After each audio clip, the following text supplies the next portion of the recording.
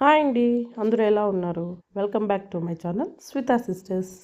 ఇవాళ పల్లెటూరు స్టైల్‌లో కాకరకాయ పులుసు. అస్సలు చేదు లేకోకుండా టేస్టీగా, అసలు కాకరకాయ అంటే ఇష్టం లేని వాళ్ళకి కూడా తింటే బాగా నచ్చేలాగా, వాళ్ళ ఇష్టమైన ఫుడ్‌లో కాకరకాయ చేర్చుకునేలాగా ఎలా చేయాలి అనేది సింపుల్‌గా చూపించేస్తాను రండి. సో ముందుగా అయితే మనము ఈ విధంగా ఒక చిన్న లెమన్ సైజ్ అంతా చింతపండు అయితే తీసుకొనేసి ఈ విధంగా అయితే ఏది వేస్టేజ్ ఏం లేకోకుండా తీసేసి పక్కన పెట్టేసి ఒక్కసారి అయితే క్లీన్ చేసుకొనేసి ఒక హాఫ్ గ్లాస్ వరకు వాటర్ వేసేసి సోక్ చేసి పక్కన పెట్టుకుందాం. ఇప్పుడు నేను ఇక్కడైతే 2 కాకరకాయలు తీసుకున్నాను. సో ఈ విధంగా అయితే తిన్నగా ఉండేలాగా అయితే కట్ చేసుకోండి. మీకు రౌండ్‌గా కావాలంటే రౌండ్‌గా, లేదంటే ఈ విధంగా అయినా కట్ చేసుకోవచ్చు. సో వీటినైతే సిద్ధం చేసి పక్కన పెట్టుకుందాం. ఇప్పుడు స్టవ్ ఆన్ చేసి పాన్ పెట్టుకోవాలి. సో పాన్ పెట్టుకున్న తర్వాత 1 స్పూన్ అయితే ఆయిల్ వేసుకోవాలి. ఇప్పుడు ఇందులోకి 1 స్పూను ధనియాలు వేసి కాస్త మీడియం ఫ్లేమ్‌లోనే లైట్‌గా వేగేలాగా మంచి స్మెల్ వచ్చేంత వరకు అయితే వేయించుకోవాలి. సో ఇవి ఈ విధంగా వేగిన తర్వాత ఇప్పుడు 2 స్పూన్ల తెల్ల నువ్వులు అలాగే 1 స్పూన్ వరకు అయితే జీలకర్ర కూడా వేసుకోవాలి. సో వీటిని కూడా లో ఫ్లేమ్‌లోనే వేయించుకోవాలి. సో అలాగే ఒక 10 వరకు అయితే మెంతులు వేసుకోవాలి. ఎక్కువ వేసుకోవద్దండి, మరీ చేదొచ్చేస్తుంది. సో వీటిని అన్నిటిని కూడా మంచి వాసన వచ్చేసి నువ్వులు చిటపటలాడేంత వరకు వేయించుకోవాలి. సో దింపే ముందు ఈ విధంగా 2 స్పూన్ల వరకు అయితే ఎండు కొబ్బరిని వేసుకోవాలి. మీ దగ్గర పొడి ఉంటే కొబ్బరి పొడి వేసుకోవచ్చు, లేదంటే ఈ విధంగా అయితే తిన్నుగా కట్ చేసుకొనేసి పీసులు వేసుకోవాలి. సో వీటిని అన్ని పక్కన పెట్టి చల్లార్చుకోవాలి. సో ఇప్పుడు అదే ప్యాన్లోకి మరొక 2 స్పూన్స్ వరకు ఆయిల్ వేసుకోవాలి. సో ఆయిల్లోకి అయితే హాఫ్ టీ స్పూన్ వరకు పసుపు, ఒక హాఫ్ స్పూన్ వరకు అయితే సాల్ట్ కూడా వేసుకోవాలి. సో ఈ రెండు బాగా మిక్స్ అయ్యేలాగా అయితే గరిటెతో మనము ఈ విధంగా అయితే బాగా మిక్స్ చేసేసుకోవాలి. సో అప్పుడే సాల్ట్ కరిగిపోతుంది. సో ఇప్పుడు మనం ఇందులోకి అయితే మనం కట్ చేసి పక్కన పెట్టుకున్న కాకరకాయ ముక్కల్ని వేసుకోవాలి. సో ఒక్కొక్కరు ఒక్కొక్క పద్ధతిలో చేస్తారు, బట్ ఈ విధంగా ట్రై చేయండి.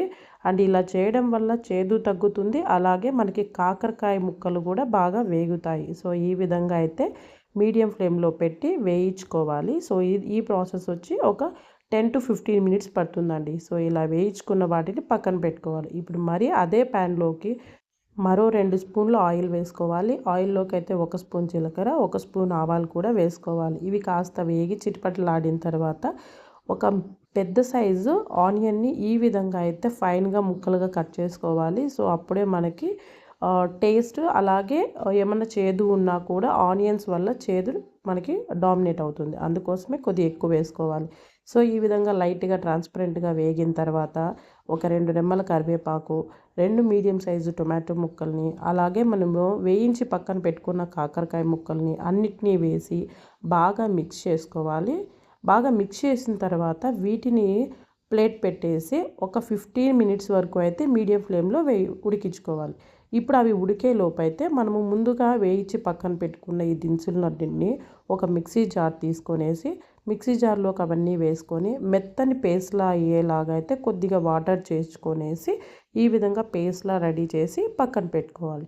15 మినిట్స్ తర్వాత అయితే మనం స్టవ్ మీద పెట్టిన వాటిని మూత తీసి చూస్తే ఈ విధంగా అయితే మనకు కాకరకాయ ముక్కలు కాస్త మెత్తబడి ఉంటాయి. ఇప్పుడు ఇందులో అంతా బాగా మిక్స్ చేసుకున్న తర్వాత ఇందులోకి హాఫ్ టీ స్పూన్ వరకు అయితే పసుపు, అలాగే 2 స్పూన్ల వరకు అయితే కారము, అంటే మీకు తగినట్టుగా అయితే కారం అడ్జస్ట్ చేసుకోవచ్చు. బట్ నేను వేసిన కాకరకాయలకి మా ఇంట్లో తినే వాళ్ళ టేస్ట్కి తగ్గట్టుగా అయితే 2 స్పూన్ల వరకు వేసుకున్నాను. అలా వేసుకున్న వాటిని అయితే ఒక్కసారి బాగా అంతా మిక్స్ చేసి ఒక 2 మినిట్స్ పచ్చివాసన పోయేంత వరకు ఉడికించుకోవాలి.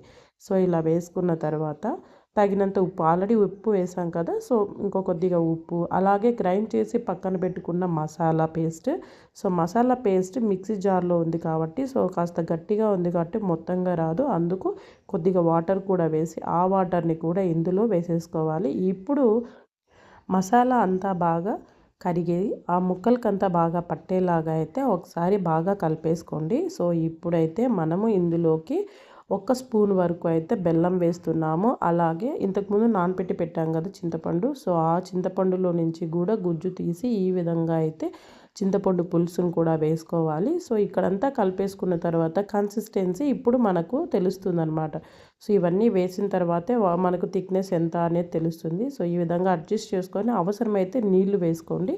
సో నీళ్లు వేసుకున్న తర్వాత అయితే మీరు ఒక్కసారి ఉప్పు కారం చెక్ చేసుకోండి. సో ఏమన్నా ఎక్కువ తక్కువ అయితే అడ్జస్ట్ చేసుకోవచ్చు.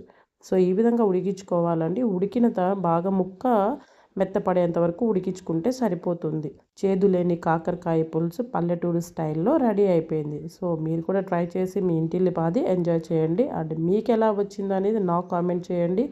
ఈ కర్రీ రైస్లోకి కానీ, ముద్దలోకి కానీ, చపాతీలోకి కానీ దేంట్లోకైనా చాలా బాగుంటుందండి. అండ్ ఇంకొకటండోయ్, నా ఛానల్ ఎవరైనా సబ్స్క్రైబ్ చేసుకునే వాళ్ళు ఉంటే సబ్స్క్రైబ్ చేసుకొని వెళ్ళొచ్చు కదా. Thank you for watching. Bye.